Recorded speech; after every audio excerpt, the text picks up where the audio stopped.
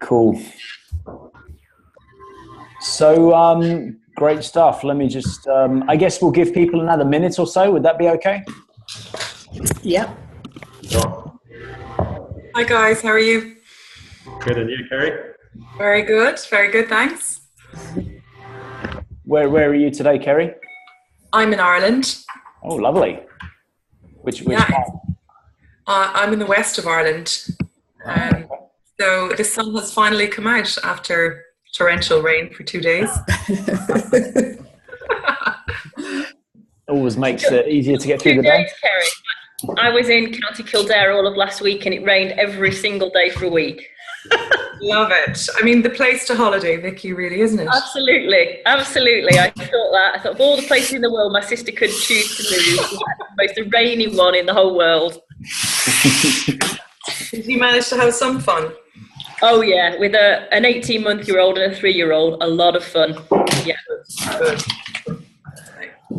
Good stuff. Okay, Ali, is that Ali joining us as well? Joining you, just reconfiguring my seats. Okay. Can you hear me? Yes. Okay, good stuff. Hi guys. Hey, Ali. Hi, how you doing? Similar to everyone else, we've had really bad weather here in the Netherlands, so I think Western Europe's not doing so well with the great summers. So we've just had rain the whole time. But all is well. Good stuff. Well, we've had the same thing in South Florida, lots of torrential rain, but I think that's because the eclipse is coming today.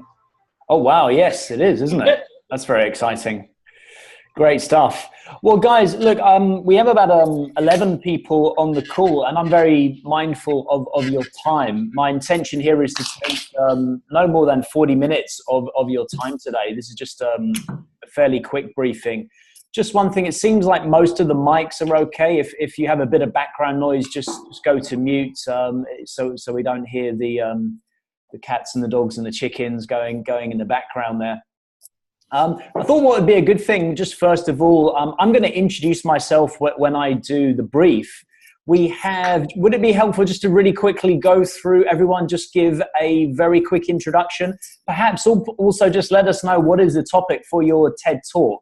So just thinking, just very, very quick, 20-second introduction.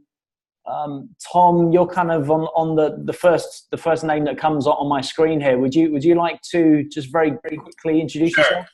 Hey. Sure. My name is Tom Porter. I'm an accounting professor, and I'm located on the HULT campus. And my topic, the topic of my TED Talk will be how similar companies' annual financial reports are to the obnoxious Christmas letters we receive every year. Okay, that sounds like fun. Thanks, Tom. Rory, welcome to the call. Thank you. I'll just come off mute there. So I'm based in the HULT Dubai office, and the talk is going to be centered around leading teams in challenging and competitive environments. Very nice. You sound like you have a South African twang there. Is that true? Yeah, well picked up. It is indeed. Okay, yeah. Well done. You won a rugby match on the weekend. That's surely a celebration in South Africa. Yeah, for a change, yes. Thanks. Nice one. Welcome to the call, Rory. Ali, how you doing? Yeah, hi there. I'm based in the Netherlands, but I normally teach in Dubai and sometimes in Shanghai. I teach business psychology, and my talk will be around building psychological attachment and resilience within organizations. Brilliant. Okay, looking forward to that. Thanks, Ali. Welcome, Megan. Hello, everybody. I am at Ashridge. I'm located here, member of faculty, and my talk is going to be on speaking truth to power and how those in powerful positions can help others speak up to them. Okay, sounds cool. Thanks, Megan. And Kerry, how are you today? I'm very good, thank you. Hi, everyone. I'm Kerry Fleming. I'm based at Ashridge Executive Education. I work in the UK, in Hertfordshire. My topic is going to look at the fourth wave of leadership, which is going to examine leadership intelligences and how they can help us navigate the whole paradox of difference and diverse opinions which are pervading society. Okay. Yeah, well, it's very contemporary. Good stuff, Kerry. Welcome to the call. Hi, Vicky. How are you today? Yeah, I'm good, thank you. I, like Megan and Kerry and Matt, also am a member of faculty at Ashridge, based in the UK, and my topic is the business of sleep. So it's looking at how poor sleep impacts business and personal performance. Yeah, I think that's a good topic too. Welcome, Vicky, and Omar. How are you today? Hi, thank you. Good morning, everyone. My name is Omar. I'm mostly based at HULT San Francisco, and the topic I will be sharing on the talk will be about how business and communities can disrupt the fight for climate change. Okay, brilliant. Well, Omar, you're probably not getting too much sleep if you're joining us from San Francisco. So thank you for being on the call very early your time. Thanks for that. Welcome, and Ted, welcome. I must confess, I'm not in San Francisco. Okay. I'm now in Mexico. Oh, there we go. So maybe that time zone works out better. Welcome. Thanks, Omar. And yeah, Ted, welcome to the call. I'm Ted Ladd. I teach entrepreneurship on the San Francisco campus of HULT, and the talk will be around the design of new ventures before you launch. Oh, okay. Great stuff. Welcome to the call, Ted. And we have Lydie. Was that Liddy? Sorry, am I saying that? How should I say that? You said it correctly the second time. It's Liddy. Liddy. Okay, all right. Hi, Liddy. Hi. I'm Liddy Louis. I'm based in the Boston campus. Right now, I'm sitting in Miami, Florida, with a lot of heavy rain.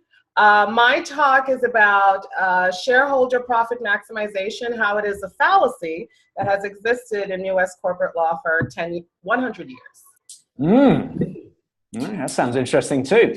Welcome to the call. Mark, how are you today? Good. So good to see many familiar faces. My name is Mark. I'm based between London and Dubai. I'm at HULT, and I'm calling from my vacation in the southern part of Spain. So you are my competitive pool, but it's fine. You won in this case. My talk will be on the revolution of the microeconomy. It's a research done to detect unnoticed markets that pop up, and they're very lucrative. That's what I'm going to talk about. Thank you, Mark. We're honored to have you with us today. Thanks for your time today. And anybody else who has not introduced themselves, I think I got everybody there. I'm Matt. I think you missed me. I'm an Ashridge as well, and hey. I don't know if I'm showing up on your screen. Mine is going to be on how companies are responding to modern slavery in supply chains. Awesome. Okay, thanks, Matt. Yeah, for some reason you're not showing up on my screen, but no worries. Well, that's it. So great. So let's go on to the briefing. This will be a short brief, and I'll introduce myself as at the beginning of this. And the purpose of this is really just to show you what are some nuances, what are some slight differences from taking the great ideas that you have when you're delivering at HULT and delivering research and packaging them into a TEDx talk. I've delivered 2 TEDx talks, and it is a bit of an adjustment to make. This is me. I've been based in Asia Pacific for the last 22 years, so I now have an English name and a Chinese name, which Chinese name means fantastically healthy and wonderfully great, which is a kind of a direct translation. It's a lot better than my English name, which I don't think actually means much at all. But a little bit about my passion. I focus on the areas of leadership and really cultivating global leaders. I worked, obviously being in Asia for a long time, a lot with different cultures in Asia. And my latest research has been around Jack Ma and Alibaba and the influencing approaches that he's been using, which is when you get under the hood, he uses quite an interesting style, kind of a combination of East and West. Being combined in there. So that's kind of my passion there around the communication. So yeah, wonderful quote there from Marshall Goldsmith. I'm sure all of you guys have written books. Olaf was about to put a book out. It's always good to get a good quote in there as well to use that. So final thing about me, this is what I do when I'm not working. Love triathlon, running and cycling and swimming, done races all around the world. A lot of fun. Don't know if we have any runners on the group today. I know Amanda's a keen triathlete, maybe.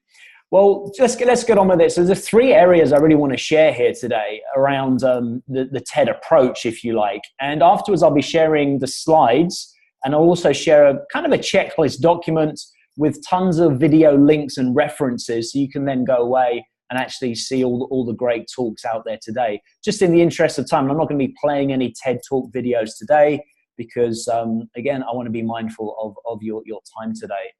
I mean, just kind of where you feel. I mean, I think we obviously have a very experienced group here, and I know you do a lot of talks anyway, but, you know, how much confidence do you have when it comes to expressing your ideas in public? Who's on my list here? So Matt, you've kind of popped up first now on this one. What would you say, Matt, out of 10? How confident are you about expressing your ideas in public in 15 minutes? Off the top of my head, I'd probably go 6 or 7, something like that. 6 or 7, okay. And Mark, how about you? So I think I was quite low in the scale. I learned a lot when I did my first TEDx, which was in 2015. Yeah. And I remember going through the coaching, and it was everything but easy. So now I'm a bit more confident because I went through the process, but it doesn't stay forever. It has to be trained all the time. So I would say 7, 8. 7, 8. Okay, pretty good. And who else got on? How about Tom? 15-minute presentations. How confident do you feel around that, Tom? I think I would put myself like between 7 and 8. Well, those are good places to start. So I think, as Mark has just said there, it's not so much, you know, because we all know that you've done great research, you've got great ideas, but it's like, how do you package it into 15 minutes? I mean, I think that's really the challenge that we're looking at here. Now, luckily, unlike most places when I help people with TED Talks, you already have your big idea. I mean, you have your research topic, you have your lecturing topic, whatever it is.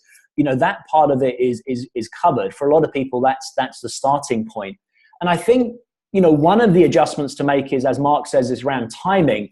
But I think it's also making the content so it's more accessible and more digestible by a wider group of people. Because I think that's really one of the purposes of doing this event, is so that it's, although the audience in the room, I'll talk about later, is, you know, might be mainly faculty, you want to get these ideas out to a wider range of people. And that can be the adjustment sometimes. Where's the right level to pitch it in 15 minutes, you know, and then still get those ideas across. So what I'd like to do now is to go through 3 sections, 3 areas that I think, you know, have make up a great talk. This is in my opinion. I also did a little bit of research. Carmine Gallo, great source there. Talk Like TED. You know, we seem to share similar points of view. So I've kind of digested those, package them into 3 areas. I'll go through the content briefly, it doesn't take long, then we'll see if there's any questions, and that's how we'll go through these 3 sections here. So just briefly, it comes down to connection, novelty, and also being memorable. I mean, I think that those are the 3 things that we really need to focus on. Connection is often the hardest thing to get across because we're so focused on our ideas. It's really having that human-to-human connection, which TEDx is all about. So the real difference that people find when they're in this kind of environment is, you know, TEDx fundamentally, it's more of an inspirational type talk. I mean, that's the tone, if you like, for these kind of talks. So it's talking to the heart as much as the head.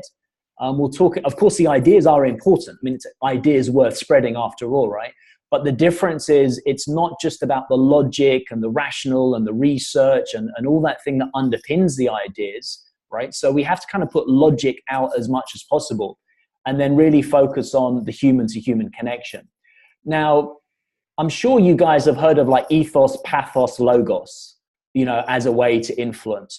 So if you were to, I mean, just kind of shout out here, if you were thinking of a 15-minute TED Talk, so pathos is that human-to-human connection, what percentage do you feel, Megan, would be pathos? If, you know, just a rough percentage, what content-wise should be that real, you know, pathos, passion, emotion, connecting type content? Isn't that the manner in which you present your ideas as opposed to a percentage of the content? But it's also the kind of content. So the type of content you deliver will tend towards, you know, either logic or pathos. You know, for example, storytelling, for example, would tend to be more pathos versus here's a research approach that I took, which would tend towards more logos, if that makes sense. Not completely in terms of the separation of it, actually. Okay, so so if let's take ethos for example, which is all about credibility. So in a TED talk, obviously you want to introduce your background and your research and so forth. But the kind of the gold standard is no more than 10% of your time should be you talking about yourself and your background. So in a 15 talk, that's like a minute and a half, right? So that's the way. Let's start with ethos, right? Because that's an easy one to understand. And credibility is the manner in which you hold yourself on the stage, I guess, as well as kind of what you're actually stating about yourself. I suppose that's a lot of it is in how you hold yourself, I imagine, and speak to your subject, both with the heart and the credibility. But again, the point I'm making here is that there's certain types of, so for example, if you were storytelling, storytelling by its very nature is likely to take you into more pathos type content versus if you were describing a research method for example, or an approach that you took. So, okay. I don't know, does anyone else have any kind of ideas in terms of what percentage might be pathos versus logos? So if 10% is ethos, you're left with 90%. Any thoughts out there? Yeah, maybe I can share something. I actually think the pathos, especially when you're presenting research, is extremely low. I mean, that's what the major struggle I've been having while trying to convert or change the research ideas into something that's an idea worth spreading. I think that's been the hardest part to achieve, and actually painstaking in that sense. I would say for me it's around 10-15%, and trying to find the right formula to connect it in a way that it does create that human-to-human interaction. I just find it extremely difficult. And that's the work, isn't it? I mean, I think that's really where the work comes down, because a TED talk is a high pathos talk. It's not a low pathos talk. So again, you're not introducing research. That's not the purpose of a TED talk. And that's the work that we need to do together. So when we have the coaching sessions, those are things that I can help you with in terms of, let's try and dig out some stories. Is there anything about the research? Anything? I mean, it can be your personal story as you went through that the research, sometimes over multiple years. Initial starting point. Things you learned as you went along it. There's lots of different things that you can, different perspectives you can take. As well as other stories that come out of the research as well. Can I just offer something? Sorry to interrupt. Just sort of elaborate on what you're asking. I've just been poking around in the TEDx archive and having a look at different talks. And there was one particular woman whose name I cannot put my hand on right now, but I'll put it in the chat box by the end of this. And I think it was the most powerful for me because she did almost a first person inquiry. So she was a qualitative researcher. And she was presenting her studies on something around empathy and compassion. But she did a first person inquiry in parallel to telling the story of her results. And that for me had huge impact because I got a version of the woman and her values and actually how it had impacted on her findings. So I got the two things, and I think I understand what you're saying. That connection was vital, and her results just became incidental almost. That's a really good example. So if that does come to mind, Kerry, please share that with us. It might be in the links that I'm sharing in the document, but if it's not, I can always add that to it. So that's exactly right. I mean, I think because when we hear that lady's story, then we relate to her. We relate to what she went through, and that's the pathos connection, right? That's the human connection. And then, of course, the research comes in. So when Carmine Gallo, in his book, he actually did some analysis and he actually took content and actually analyzed the type of content. He found, for the best TED Talks, about 65% was pathos-related content. And that leaves about 25% of logos. So that's something to bear in mind. And it's kind of like, I guess, a checklist, a benchmark for you to say, am I really putting together a TED Talk, or am I just introducing my research? And if it is as Ali said, I'm currently 10% pathos, then there's still a little bit of work to do. And that's where I can help you in those individual coaching sessions there.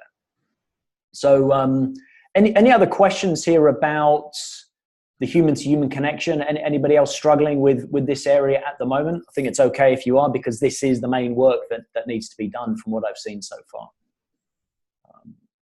couple of ideas about why it's important. I mean, I think, as Kerry just said, it's about creating that shared identity with not only the people in the room, the 100 people in the room, but also the people outside, the people you really like to reach as well.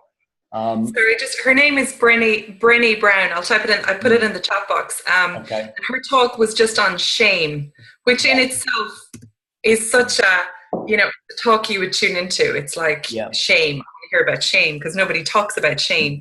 That's what she was doing. She was saying she was going into a space where people don't really explore the whole area of shame. We all hide it.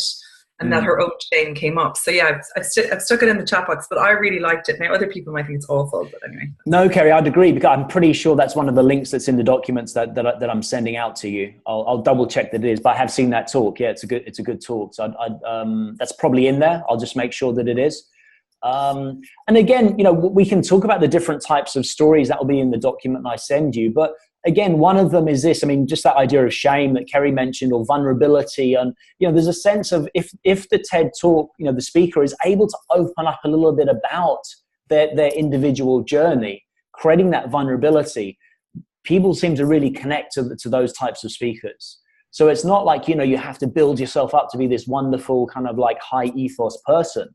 It's kind of a low ego environment, if that makes sense, where people are kind of sharing ideas, but they're also being often, showing vulnerability as well.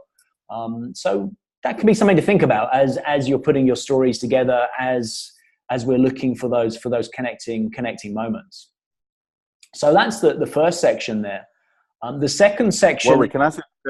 Yeah, sure. Can I tell you that just to share experience I want to share with everyone. So I was doing a talk back in May, and it was at the Thinker 50 in Denmark. And I had, on the stage, there were people like Marshall Goldsmith, Michael Porter. So they're, big people. So I did my talk, and I was, of course, very nervous. And the feedback I got from the person who coached me said, "Why you're not smiling more?" And I say, "What do you mean?" He said, "Well, your content is, of course, very good, but because you're not smiling, you're not connecting to the audience, right?" Mm-hmm. And I think that was one of the key elements for me. One of the key takeaways. It doesn't matter how good the content was, because I wasn't smiling, and people almost thought that things they're not connecting with them. So I think also things like this, that might not be the most obvious elements to take into account. They count when you're doing a presentation. I think you're right. And I think especially for a TEDx presentation, I think that's something that's important, because, typically, you might have 15, 18 hours to unveil who you are and your character and your personality, when you lecture with a group of students. People that you don't have that opportunity now, right? You've got 15 minutes. So small things like that, smiling, it's going to come into it, isn't it? I mean, it's something that will be important. So that human-to-human connection is important, and I'll help you with that, work through that as much as I can. The second thing is around novelty, so revealing something new. So the challenge here, that I see is probably you have this content there, so you probably have the new insights, you have new ideas coming out of the research. What I think especially we're talking about here is packaging it. So firstly, how do we get it down so it's very focused, it's very simple, it's very easy to digest? That's the first thing. And, like Occam's razor, making something as simple as it possibly can be takes time, takes work. It's an editing process you have to go through, because as Ali has said, you're taking a huge amount of content and now distilling it down into such a short period of time. That does require a little bit of effort there. So the concept is, I had a look at people's titles. The recommendation is keep your title within 140 characters. I'm pretty sure that most people's titles are within that. So that's the good news, first of all. We don't have really long titles. But have a look at your title and ask yourself, if I did, tweet my title, would people be interested to click on the link? And that's also a way to think, because you can use the title to do a little bit of anticipation building, or a bit of marketing, or a bit of expectation building for what you have. It doesn't have to be a informational title, if that makes sense. The other side around, beyond the title is, if you've got your 15 minutes, you've got a couple of minutes for the opening, the ending, you've more or less got 12 minutes for your main content, haven't you? And, that might break down into 3 or 4 sections perhaps. So you've got about 4 minutes per section. For each 4 minutes or 3 or 4 minutes of content, what is a soundbite, a tagline that you can come up with that summarizes that 3 or 4 minutes worth of content? If you're really struggling to come out with an 8 or a 6 to 8 word tagline, maybe those ideas are not the best ideas for this kind of audience. So that's the thing that you're looking for here, is how can you Steve Jobs' keynote presentations are always brilliant at doing this, right? There was always, very memorable sound bites and taglines for the overall presentation, but also for the individual content. So that also is a way for you just to checklist and make sure, is this really novel? Is it new? Is it compelling? Is this going to be something that's going to be, again, related to the next section, memorable as well? So this section is really like, where's the wow? Where's the wow going to come? Because you've got, great findings from your research. Where does that wow moment come? I would say that you don't leave it until the conclusion. You probably move it up the presentation. It might not be the first thing you do, although there are a lot of wow moments in TED Talks at the beginning. But it should be more towards the beginning of the presentation than towards the end. And then, kind of move on from that. So I think the novelty aspect is, and it can be, different things that you did. I mean, Bill Gates let out a jar of mosquitoes, right, to make his point. Jamie Oliver came on stage and poured out a wheelbarrow full of sugar. Dr. Jill came out with a real live human brain, to make a point when she was talking about things. So it can be props as well. Of course, it shouldn't be gimmicky. I mean, I think it should be fundamental to the idea that you're trying to get across. But, if there's something like that could be a picture, I mean, there's different things you could use. But where's that wow moment? And to think, where's my one wow moment, I think is really important for this kind of talk. So that's the second section, really around novelty and around the ideas. So, I think that the challenge will be firstly selecting the right ideas, and then and again, I can help you with the sound biting and making it memorable, because I'm a generalist, you guys are specialists, and I can give you feedback in terms of, yeah, I kind of get it, or I'm not really seeing it. The final part here today is just around being memorable. So shaping, memorable and sticky ideas. So I like the rule of 3. I think it's a great way to shape a flow for this kind of talk. 3 main sections, 3 main points, 3 main ideas, whatever it is, beginning, a middle, and end. All stories start with that kind of structure. That might help you to shape some of the flow of the content. Definitely there's other things that you can do in there as well, which I'll share in the document that I'm going to send to you. It's a PDF document. It will share some of those ideas as well. But I think when it comes to being memorable, again, building on the pathos idea, it's like connecting with the senses as much, so the head, the logic, the ideas, yes, that's part of it, but we're not just introducing research, it's making something visual. So if you're using slides, it's keeping the slides super simple, super clear, 1 idea per slide. It doesn't have to be like a Boston Consulting Group slide with like 57 things on it. It can just be simply just a photo, that then you use and you talk through. And again, I think it should be things that, that are very personal for you. I mean, things that are really connected to who you are. So that's a third thing. There'll be a little bit more detail on that in the document that I share. Just briefly on the day, what to expect. There will be 100 people in the audience, in the room. That's the makeup of them. There will be 2 screens. There are about 100-inch screens either side of you.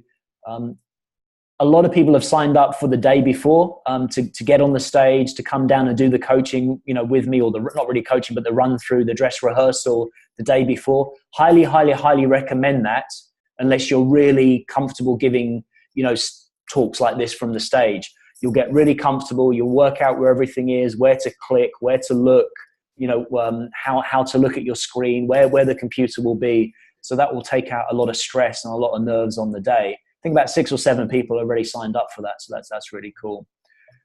Great stuff, guys. So any questions? It's about 30 minutes in. We've probably got about another 10 minutes here for the Q&A. Any questions? Quick question for me. Yes. Yeah. Hi, Vicky. We haven't really talked about timing, but obviously you don't go over 15 minutes. But what about going under? So if you actually thought that you wanted to do it shorter and tighter and have more brevity, what's your advice around going shorter? Yes. So how short? I don't know. I mean, I hadn't even thought about it, but I was just thinking, you know, if we, you know, I don't know, 10 minutes. So if I thought actually to keep it really crystal clear and really tight, I just wanted 10 minutes, 2 messages, on track, tell a story, whatever it happens to be. But what's the general feeling of going shorter? Does it make the audience feel that they've been shortchanged, or it, you know, what's your thinking? Not necessarily, because actually TED Talks, actually, they do experiment with different lengths, you know, so their traditional one is 18 minutes, but they actually do shorts as well. So they do have talks that are, I mean, some are 3 minutes, some are 5 minutes. I mean, they do really short ones. So, I mean, my feeling would be that would probably be okay. I mean, if that made sense, you know, typically that's not an issue that most people are going to have, but it could work. I think, just make sure that, you know, that you're getting that connection, you're getting your ideas across, you know, you're creating that experience for people within that time. So I would say my thoughts would be that would be okay. Initial thoughts, because, you know, there's even 3 and 5 minute TED Talks. There's a great one called How, you know, the what's that guy name? He's from New Zealand. The guy who does a follow, he plays a video for about 3 minutes about how a movement starts, and there's a guy dancing. That's quite a famous one. That only takes about 3 minutes. So it's a very famous TED Talks. So yeah, I think that would be fine. Any other questions about how you're preparing, how you're rehearsing? Can I ask you to maybe go back to the 4 minute per section piece? You know, you were saying about 3 sections. Can you just, I don't know, unpackage that a bit, or maybe Mark could as well, as somebody who's done it. Yeah, I mean, it's not really a hard and fast rule. I think, you know, when you have structure, that gives clarity and it gives flow and it gives momentum and connection to the ideas. So I found that to be a very useful format, that, you know, if there was a way where your ideas broke down into 3 sections, firstly, it really helps you organize content around timing, because, you know, each section has to be approximately, let's say, 4 minutes. So it helps you really shape and focus. Secondly, it's easy to soundbite each section, because now you look at this content and you say, okay, well, how could I summarize that? So you have really nice sound bites and headline messages. And it's much easier to remember, because you're not trying to remember 12 minutes or 13 minutes. You're trying to remember, like, you know, from 4, the next 4, the next 4. So it just really helps on a lot of levels in terms of your preparation. Now, that's not to say that you have to follow that particular idea. I mean, that's just an idea that I think works really well on a number of levels, and also helps the audience follow along too. So does that help, Kerry? Yeah, thanks. Cool. I know we're doing PowerPoints that we have to send in very soon. Yeah. So my thought is, I've done a lot of presentations, but I usually have what I call my cheat sheet. So whether that's my tablet or just a bifold that I could quickly look down and see if I've talked about all the points that I want to share. Yeah. I'm getting the sense that I shouldn't have that there's a computer that I guess I could walk by and kind of note if I've hit everything. Yeah. So how is that structure going to work in terms of the nervousness factor mixed in with content, mixed in with being memorable? That's true. I mean, I think you're right in the sense that it's best not to use notes as much as possible. I'm not exactly sure on the day where that computer would be. It might be in a position. Sometimes they have it in front of you. Okay. So it's actually, so you might be able to see the slides in front of you. That would help. I guess there's other things that, that you could do in terms of having key messages for each of your slides. Again, you don't have to have slides. A lot of the best TED Talks didn't use slides. Like Sir Ken Robinson, a very famous, educationalist, no slides at all. So those people are like famous. They're known for their speaking. Yeah. Of course they won't have slides. We are researchers, right? We're not known for doing memorable presentations. We're kind of known for sharing good content. Yeah. Right? And here it sounds as if content is certainly necessary, but the presentation of that content is even more so necessary. So my only thought is, how do I remember the content if I'm trying to connect? I'm trying to be memorable, like, and maybe this is the first time I'm hearing this. I'm a little nervous about it now. I wasn't even thinking about this before, Yeah. But having visual prompts are good. I've been, sometimes when I speak, the slides are behind me, right? And I see students do this all the time where they turn around and start talking to the slides. Yeah, it's not a good look. It's not a good look. And I know that's not what we're supposed to do. Well, I would say that part of the process of you making your ideas more memorable for a wider audience is going to help you memorize the ideas, because it's not like you have to memorize a lot of detail and a lot of content. So you shouldn't be relying on slides for content. It's really just thinking, well, this is my story. I'm sharing something with you. I think this is something important that you should really know. And here's what it's about. So it's just really you talking to people. And of course, as we've said, that does require some work to go from your great content to that. But I think part of that process will probably help make your content more memorable anyway. And perhaps using a story or two in there might help as well. And then, it's like the stand-up comedians, where they have basically words that then trigger jokes. So what you would have, if you had a couple of stories, you might have like the title of a story that then triggers a 90-second story that you would then go through. So again, it's not like, I've got to memorize every single word of my talk. It's like, well, there's little blocks or pieces of content that will tend to flow. So I'd imagine, just through good preparation in that way, then that will make your ideas more memorable. Yeah. Vicky, are you waving, or I'm not sure if Vicky was waving at me then. No, maybe not. Okay. No worries. Does that help at all? Just to add, Liddy, I chatted to Grace just before coming on to the call, actually, and I think there is an intention of having, the screens right down on the stage, sort of in front of you at your feet. Okay. And those would either show you the slides that are on the main screen, or there's also some talk about whether they might hold some prompts as well as necessary. So Grace is looking into that at the moment. Oh, good. Thank you. Thank you, Megan. Thank you. So then definitely get there the day before, if possible, if you're around, and then we can run through that together and we can just see how we can get you comfortable with that. Yeah. If that makes sense. So guys, it's coming up to the 40 minutes. I don't want to go over time, and run into your time. Basically, the Doodle calendar there is getting pretty booked up. Most people have gone on there and booked some time with me. Feel free to, if you want to send me material ahead of time, to give me a heads up. Happy to have a look through that. Ted has sent me some stuff that I'll have a run through before we talk. If you have just any spontaneous questions that come up, more than happy to respond on email. I'll be sending out this document here that basically will cover what a TED Talk is about, the TED Commandments, and then just a little bit more detail about what I went through. The So What Now is basically a checklist for you, so you can just make sure that you're on track there. So it's just a little bit more detail there, just some ideas around what a message map might look like, what slides might look like. And then underneath there is the references. And I'll just double check that that talk from Bree Brown. Yes, it is. Yeah, it is. It's there. So we're on the same lines there. And also I've put in how many views these talks have got, because some of these have got tens of millions of views and all of them have got millions of views. So there's something we can probably learn from them. So under each section, I've put in what I thought were some of the best TED Talks from that. So I'll be emailing that to you directly after the session there. So hopefully that will also help with your preparation as well. So I'm available, so reach out on the email, book the coaching sessions, and let's help. My intention is to help you look and sound good. I mean, that's what it's about, right? and to reach more people. I mean, that's the second thing. So that's it, guys. I mean, really appreciate you coming on the call. I know it's some people are on holiday, some people it's really early, but the conversation is open, so I'm available to have that with you.